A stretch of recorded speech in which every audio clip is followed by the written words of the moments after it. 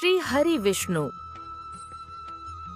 आगे दुर्योधन कहता है कि हे द्विजोत्तम द्रोणाचार्य, अब आप हमारे पक्ष के विशेष रूप से प्रमुख योद्धाओं को भी जान लीजिए।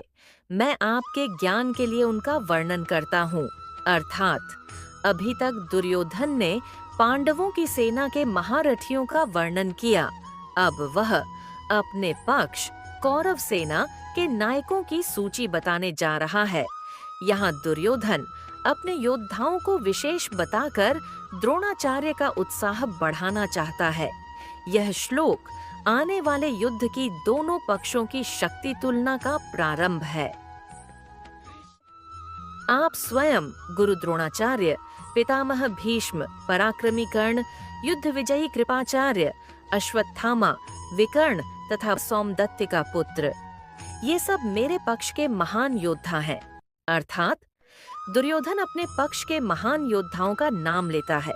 द्रोणाचार्य, भीष्म पितामह सबसे वरिष्ठ और प्रतिज्ञावान योद्धा, कर्ण दुर्योधन का सबसे प्रिय मित्र और महारथी, कृपाचार्य युद्ध में अजेय योद्धा और गुरु, अश्वत्थामा द्रोणाचार्य का पुत्र, दिव्यास्त्रों का ज्ञाता, विकर्ण दुर्योधन का भाई जो न्याय प्रिय माना जाता था, भूरिश्रवा सौमदत्त का पुत्र, गदा युद्ध का महारथी।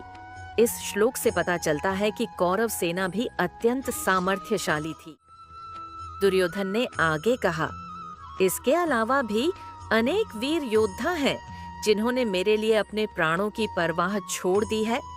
वे सभी विविध प्रकार के अस्त्र शस्त्र चलाने में निपुण हैं और युद्ध में विशेष कौशल रखते हैं। अर्थात दुर्योधन बताता है कि उसकी सेना में केवल प्रसिद्ध महारथी ही नहीं बल्कि अनगिनत अन्य योद्धा भी हैं।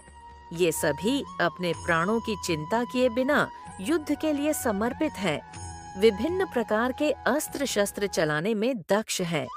इस श्लोक से कौरव सेना की विशालता और युद्ध कौशल का परिचय मिलता है।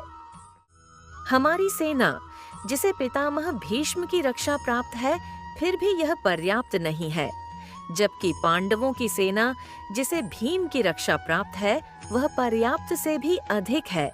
अर्थात दुर्योधन स्वीकार करता है कि यद्यपि उनकी सेना विशाल है, फिर भी वह पांडवों की सेना के सामने कमजोर प्रतीत हो रही है।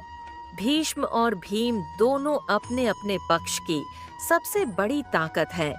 यह श्लोक दुर्योधन की चिंता और युद्ध को लेकर असुरक्षा की भावना को दर्शाता है।